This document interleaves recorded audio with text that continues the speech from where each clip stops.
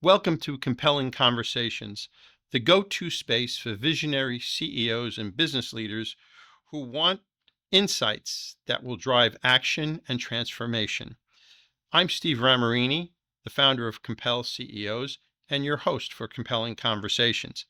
Today, we're welcoming Allan Cohen, who is a leading corporate and securities attorney and the partner in charge of the Long Island office for Nixon Peabody. Together, we're going to explore strategies, stories, and conversations to help lead with purpose and shape the future. Hello, Allan.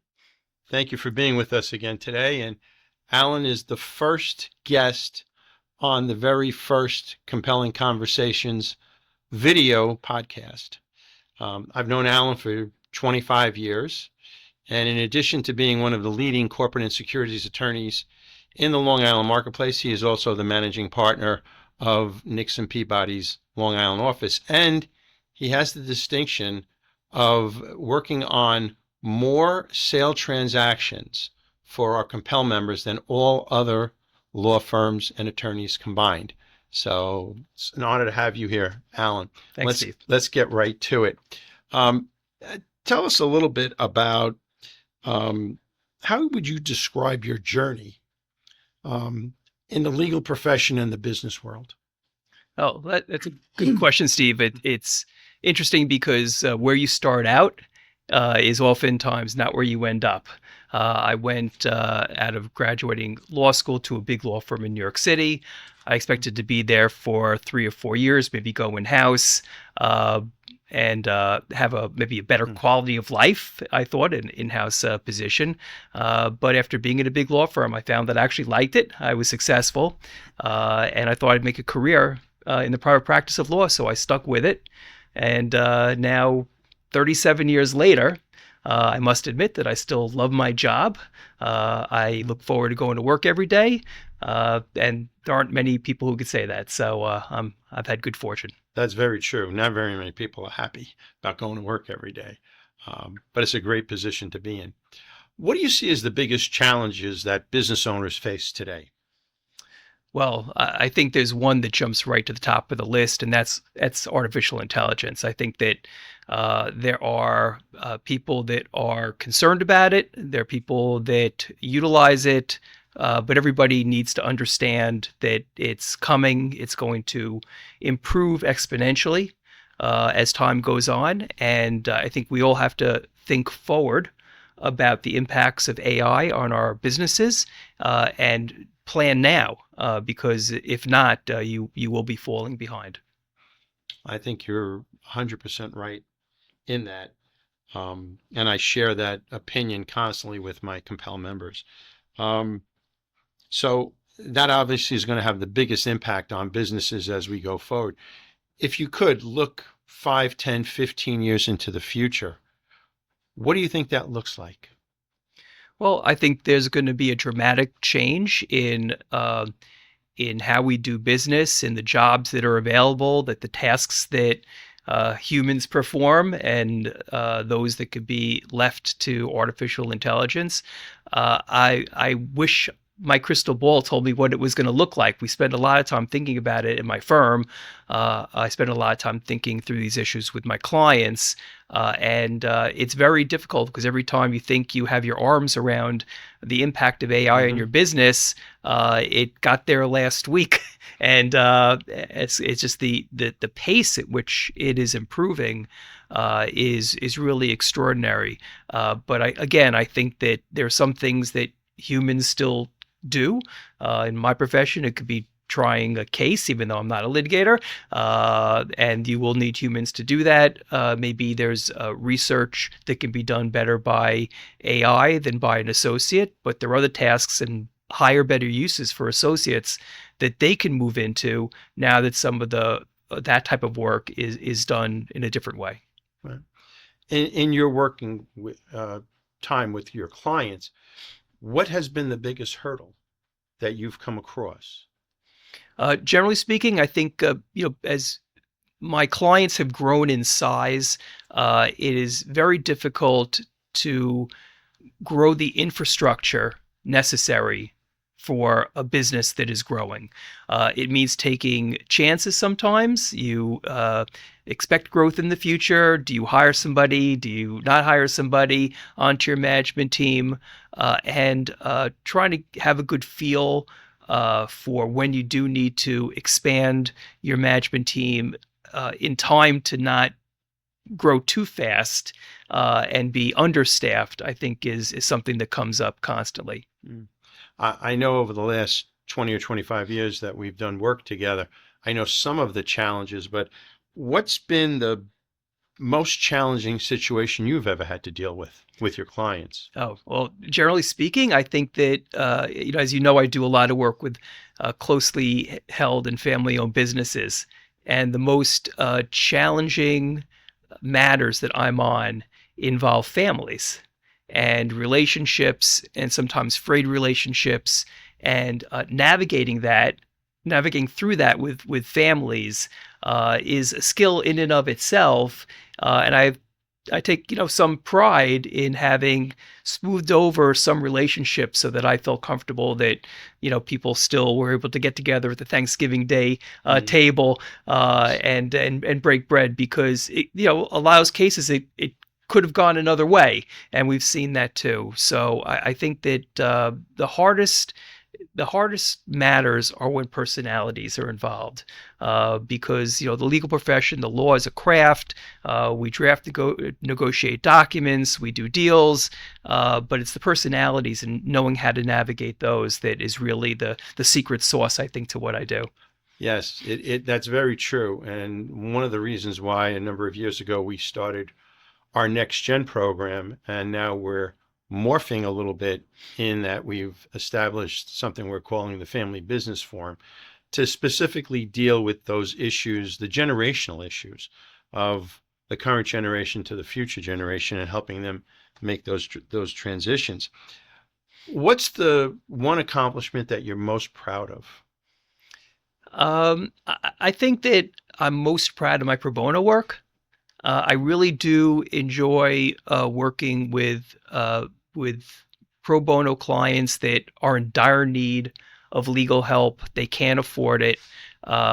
They perhaps have gotten some legal advice along the way, usually from family or friends who are dabbling in the matters that they need attention paid to. But when you can get a firm like Nixon Peabody, or you have a business matter, you get a business lawyer like me or other members on my team involved, you really can change lives. I mean, these are pro bono clients. They have missions. Their success helps people. And I can't think of just one, but I really am very active. My pro bono clients, I take on discrete pro bono matters. They become pro bono clients for life, because I like to stay with them and keep track of them and continue to make an impression on them and help them in whatever it is that they're doing. Right. Well, I know of one situation where he wasn't a pro bono client, but you helped him sell his company, and you're still friends with him some 20 some odd 23 years later. And I know that became a little testy after the fact, like a year later. Yeah, well, when you do sell side M&A, you're dealing with entrepreneurs, business owners, and you really get to know them quite well. I mean, this is just a dramatic moment in their lives. They could be selling a business that has been in the family for generations, and you really develop a bond, relationship that I find is important to have some lasting to it.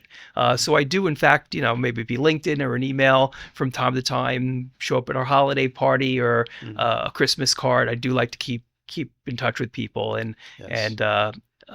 it makes the practice more personal, and less commodity, and that probably is part of the reason why I still love what I do. I will say this: I've run into more former colleagues at your events than any other company event that I attend, and it's amazing to see how old people have gotten, and Not me though, but for everybody else. Well, yeah, it's a small island, so yes, it is. if you want to connect with people Right. and they're still on the island, Mm. it's not hard to do. You just have to make the effort. Yeah. So I'm very familiar with your work with, you know, companies that are going through transitions and transactions, et cetera. And obviously you do pro bono work, but you also do work with a lot of early stage companies. I know you're a founding member of the Long Island Food Council and you're still on the board. Um, what's it like working with early stage and startup companies that, keeps you going with them? Yeah, well, early stage companies need a lot of help. And they usually don't have deep pockets Hmm. to get it. So, in part, is it a labor of love? Yes. In part, is it an investment on my part? Sure, because some of them become wildly successful and become great paying clients. But again, I think it's connecting doing rewarding work to job satisfaction. Hmm. And I also find that the more junior people in my group like working with entrepreneurs that may be like them or their peers. And the startup work is of two varieties, really. It's sort of the emerging company work, work for inventors out of Stony Brook or Cold Spring Harbor Labs, Feinstein, Brookhaven, and we have really just crown jewels on Long Island, and that's very interesting. And also just people looking to start up a business. Maybe they sold their last one, they thought they were going to retire. Some people are not the retiring type; they Hmm. want to do other things, Right. or they sell their business with an intent to go on a new journey. And you're really just starting from scratch, and it's fun work. Hmm. And it's fun work because it's interesting, it's new, no two issues repeat themselves, and most of all, you really get to make an impact Hmm. getting a new business off on the right foot. Right. And a lot of entrepreneurs, they don't retire when they sell their business. I mean, we have one mutual client, and he has a plaque on his credenza that reads, "I'm not retiring, I'm just getting started." And that was one of the transactions you worked on where there was no investment banker involved. And I think you've worked on more transactions for Compel members where there were no transactions involved than um, you know, I don't think there's any other attorney that's done that. So kudos. Um, what's the one or two secret weapons that you would say you have? Secret weapons. I think that, well, first of all, at my firm, we have just a tremendous platform, a depth and breadth of expertise, national reach. So if we're working on a matter, we can pull in tax help or IP help or labor and employment or, you know, immigration from all different locations around the country and bring that to bear on the transaction. And that's really important because, clients understand that specialization is very important and sophistication is important. You don't want somebody dabbling on your matter. They could dabble on somebody else's matter. They shouldn't be dabbling on yours. You want true experts Hmm. working on your matter. So I think that's a secret weapon. The other thing is I've spent a lot of time trying to understand psychology. And I kind of wish that I had taken those courses in college because maybe it wouldn't have taken me this many years to hone my skills.